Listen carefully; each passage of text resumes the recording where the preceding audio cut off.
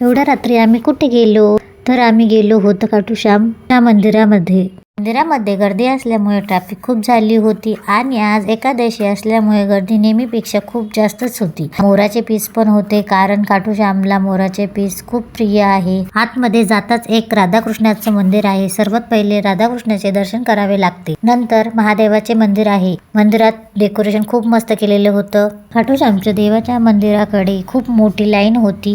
मग काय लाईनीमध्ये लागून दर्शन केले। महाप्रसाद चालू होता। महाप्रसादामध्ये साबुदाणा उसळ खाल्ली। मंदिरामध्ये एक झाड आहे, त्यावर गणपती बाप्पा तयार केलेला आहे।